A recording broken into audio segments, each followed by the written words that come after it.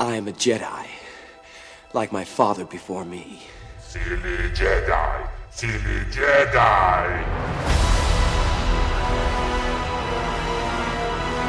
Remember, the Force will be with you, always. You must unlearn what you have learned. Hello, what have we here? Hello there. At last! Where have you been? Nice of you guys to drop by. Ah, good. New acquisitions. I don't know. I have a bad feeling about this. Hey guys, welcome to Star Wars Car Talk. And wowie wow wow. Wowie wow wow, because, well, it's been a couple of weeks and a lot has happened.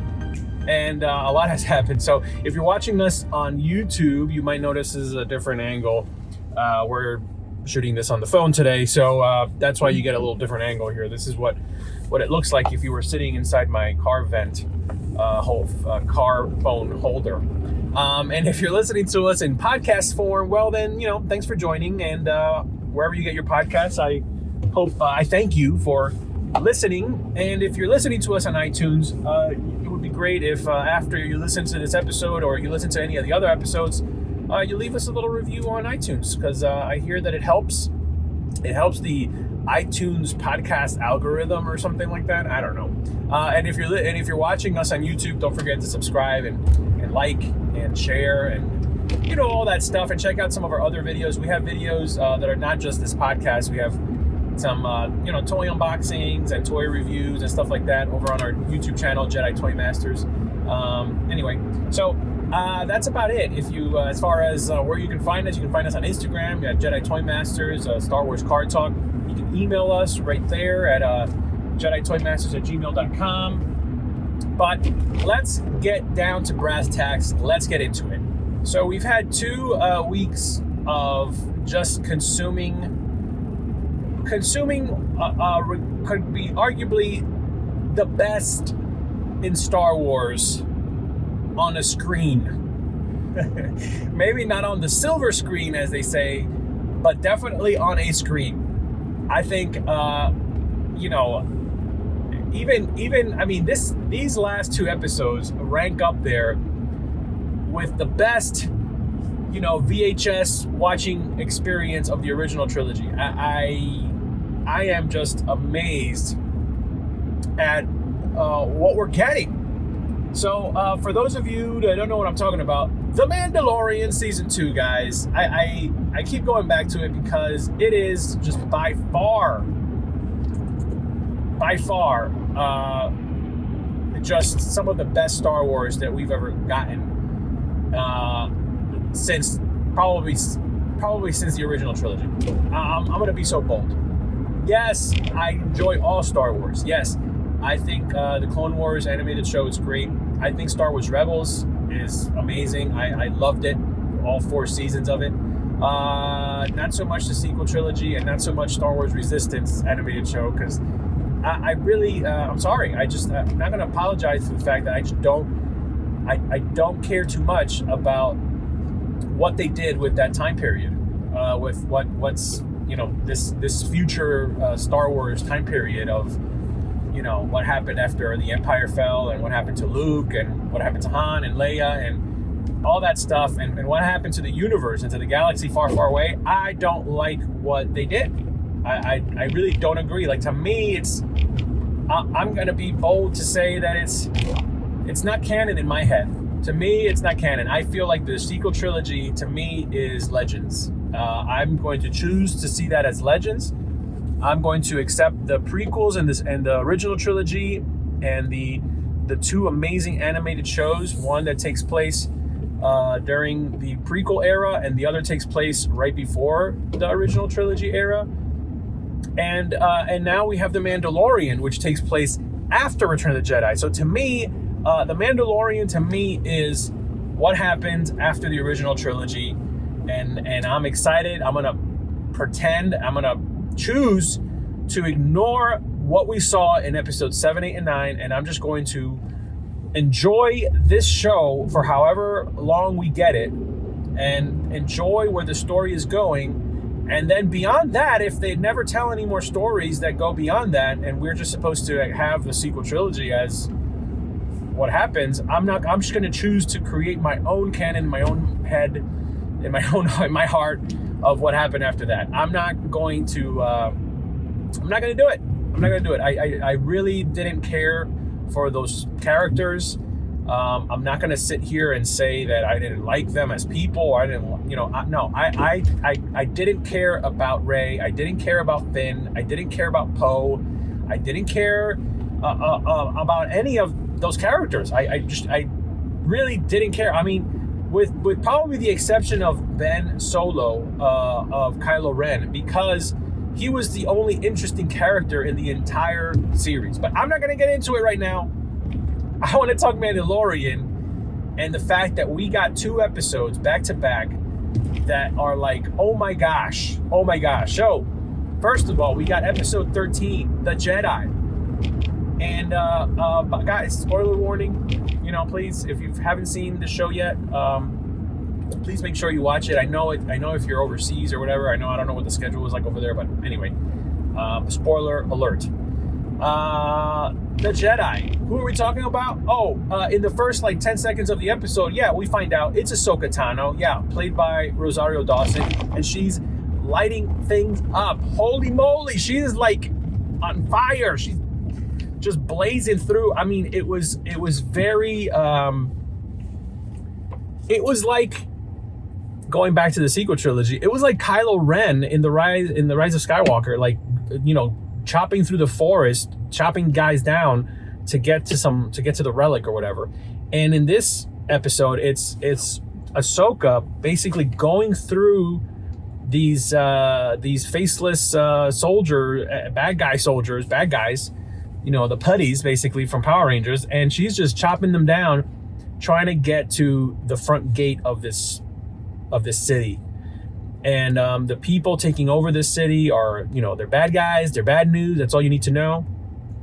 They've taken over this town, and Ahsoka wants to get some information. This woman, Citadel, whoever this Empress or whoever she is, I heard somewhere that her character is maybe is referenced from the Clone Wars animated show. Her planet was taken over or something like that, but she has some information that Ahsoka needs on her quest. And this leads me to believe, because later on in the episode we find out what's the information that she's trying to get.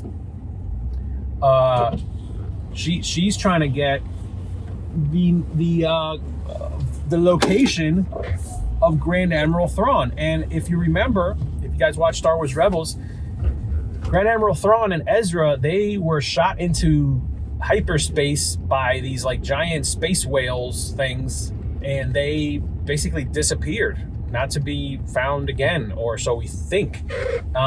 Because in the prologue of the final episode of Star Wars Rebels, we find out that after Return of the Jedi, sometime after, Ahsoka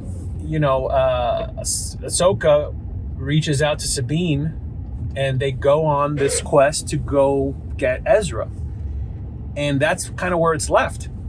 And that sneaky Dave Filoni, he, it's just funny because, Jon Favreau wanted to do a Boba Fett show, and,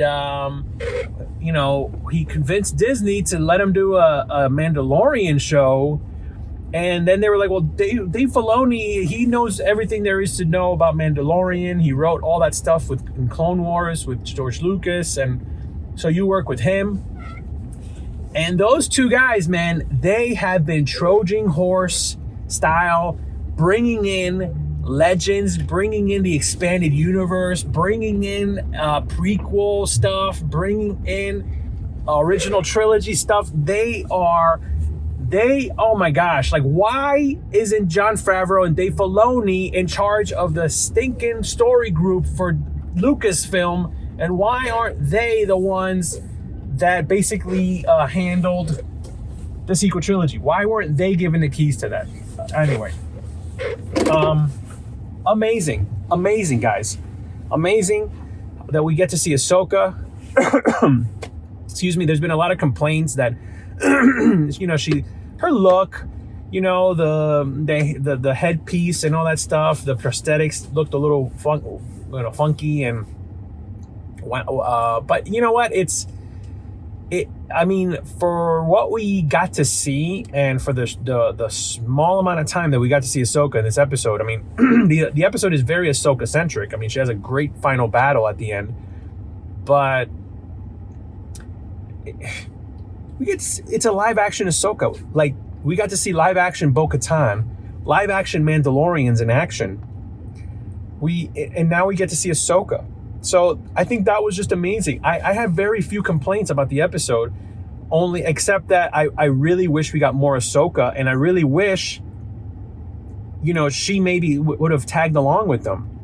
I think my only gripe or nitpick is that the Mandalorian, you know, you see this woman in action, you see that she's a Jedi. Why wouldn't you tell her what you learned about the child? The fact that the remnants of the Empire are after this kid. They want to do testing on him. There's a mention of M count, a very high concentration of M count. Like, you would think he would have said all this to her, you know, to convince her, like, you need to help me protect this child. You need to, you know, help me bring this child to wherever they need to go. But he doesn't do that, and he just kind of listens to her as she says, well, I can't train him. You know, first of all, she's not a Jedi, so she shouldn't be training anybody. And you know, she's afraid that if there's a lot of fear in him, and he can turn, it could turn bad. And you know, she makes a reference to Anakin, how he was the best of us, and he turned.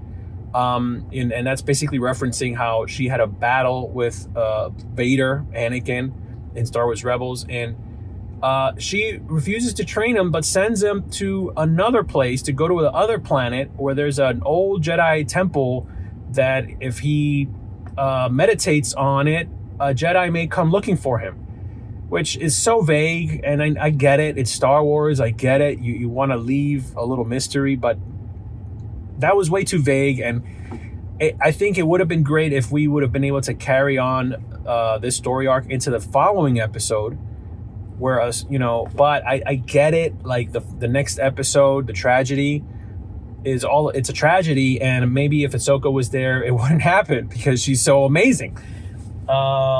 So anyway, long story short, they take over that town.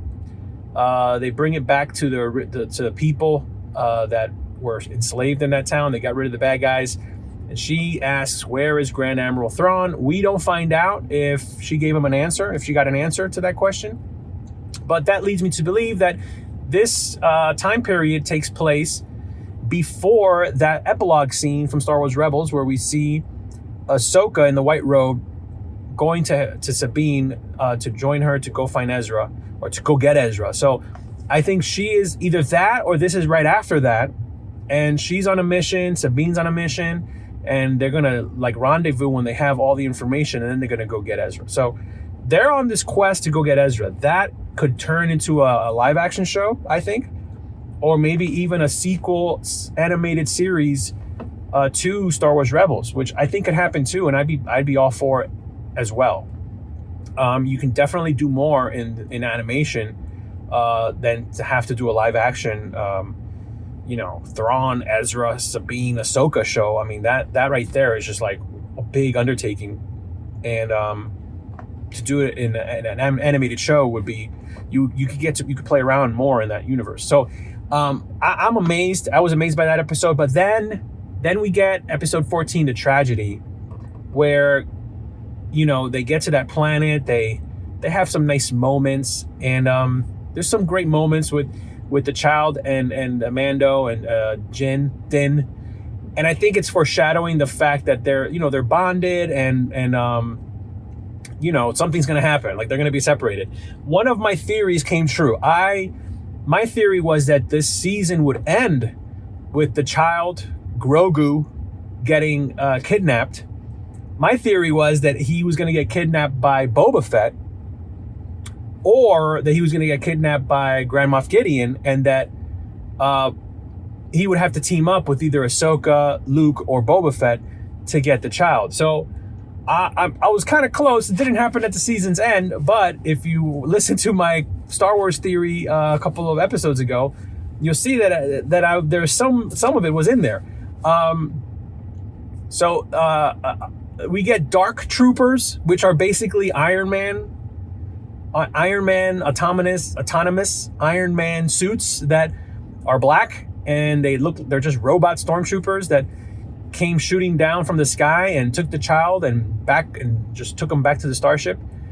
And then you get Boba Fett. We got Boba Fett being Boba Fett. You know, he was grumpy old bald guy with a cloak, like we saw him at the end of the first episode of this season in the Marshal. And then you see him, he puts on the Boba Fett armor, and he is badass. We see him shooting from his knee. You know, we always wonder what that little thing on his knee was, and it has like, it basically fires. I mean, we get to see Boba Fett be Boba Fett. We've been waiting since we saw Boba Fett in the holiday special, and then we saw him in Empire, and then we saw him in Return of the Jedi, and we were just like, well, we didn't get any Boba Fett being action Boba Fett, and now we get the Boba Fett we've been waiting for. I mean, granted, he's older, he's wiser. I think he has more perspective on life now. I think you kind of find out that he's not a bad guy. He's a troubled person. He's a hurt person, you know? Hurt people. And that's what he is, you know? But he lives by a code. And he, you know, he doesn't belong to any organization, or he doesn't answer to anyone, but he does live by a code. And that was pretty cool to see that he tells Mando, like, you know, the deal was, you know, we returned the child safely to you, and you give me my armor. Well, the child got taken away. So until you get the child back, we're going to help you. I thought that was amazing. And you know, so we definitely see, we get what's her name? Oh man, I forgot her name, but Lynn, I think her name is Lynn, but we get, this woman doesn't age. She was in S.H.I.E.L.D. That's her right there. Oh my gosh, it was just amazing. The action was amazing. We got stormtroopers dropping like flies, and oh my gosh. Robert Rodriguez directed this episode. It was very short. It was 30 minutes, but man, what an action-packed 30 minutes. And then, you know, the tragedy, you know, some might argue, well, the tragedy is that, you know, Grogu, the child, gets taken away. You know, so we're kind of left in a Empire Strikes Back scenario where all seems to be lost. But I think the real tragedy is that the Razor Crest gets blown to smithereens in this episode. And when I saw that, I was just like, what? Honestly, this episode could have been the season finale. I can't believe they destroyed the ship. Now, eagle-eyed fans, if you watch The Force Awakens, I'm giving you, there's a lot of information. I'm just spewing right now. If you put on Force Awakens and you go to minute 56 minutes, 33 seconds, you will see this image right here. This scene with Rey and Han. And in the background, you might notice this. That's right. That's the Razor Crest in The Force Awakens. Maybe not the Razor Crest, because we just saw it blown up, but it's definitely the same style ship.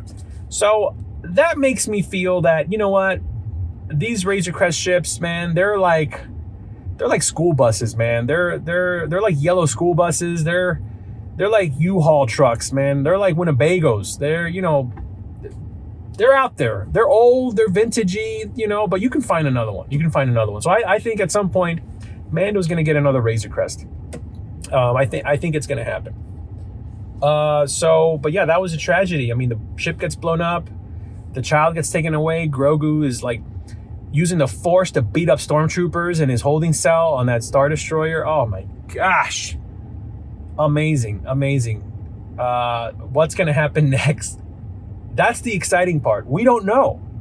I didn't know what to expect from this episode, and then we see Boba Fett being Boba Fett and fighting off stormtroopers. We see the Slave One. We see him in the cockpit of the Slave One. We haven't seen that since Attack of the Clones with Jango Fett. We hear him talk about Jango Fett, and we hear him basically tell Mandalorian, yeah, my dad was a foundling. He fought in the Mandalorian Civil War.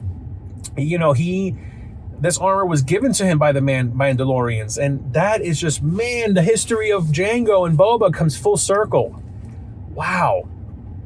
Dave and John are doing amazing things with this show. And I really hope Disney and the people at Disney and Kathleen Kennedy and all these suits that, you know, have tried to pigeonhole so much of the world's agendas into Star Wars instead of letting Star Wars be its own thing. And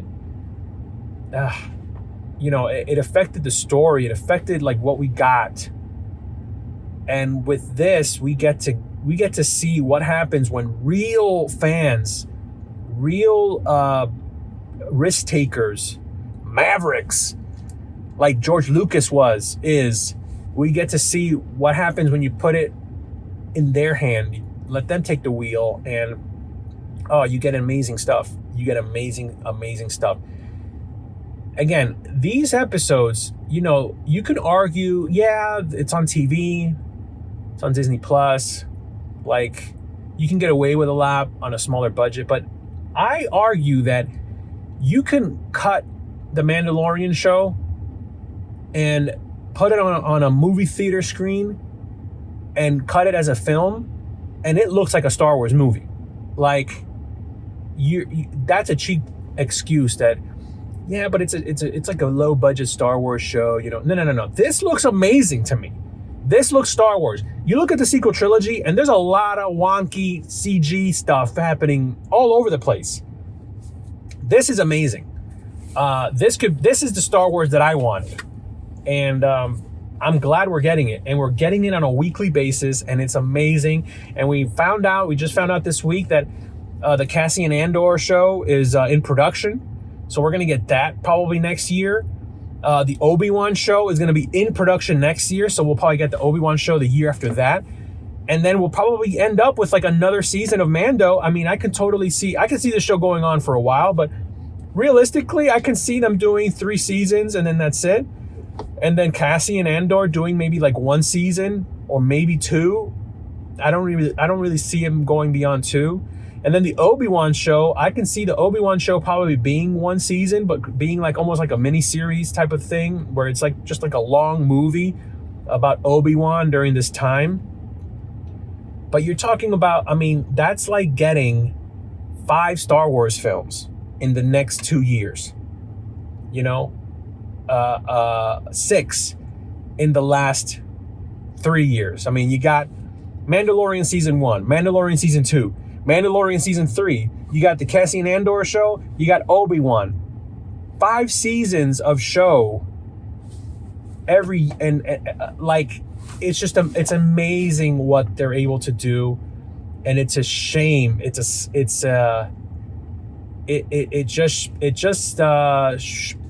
brings to light the fact that so much money and effort was wasted on the sequel trilogy. Wasted. When with a quarter of the budget, you could have done a better Star Wars story.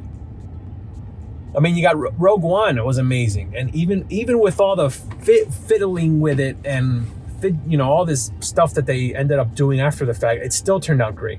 Solo was a disaster from the beginning because it was the wrong approach. You're doing things without having a proper plan. You're hiring directors without even having a vision. I mean, all these directors that are directing these episodes of The Mandalorian, they're not writing the episodes. Okay, they're getting the story from the source, from John and Dave and the writers, and this is the story. You can work with them. You're directing this episode. You can do it in whatever style you want. You're the director, but this is the story that we're telling. They didn't do that with Solo. They didn't do that with Rogue One. They didn't do that with the sequel trilogy. They were allowing the directors to basically dictate the story. The only person that can get away with that is George Lucas, because he's the freaking creator of it. And when he decided to direct the prequels, he did it his way. And like it or hate it, that was his vision. Anyway, guys, we're getting some amazing Star Wars content, and I'm super excited. So if you like this episode, please hit the like button. Please subscribe.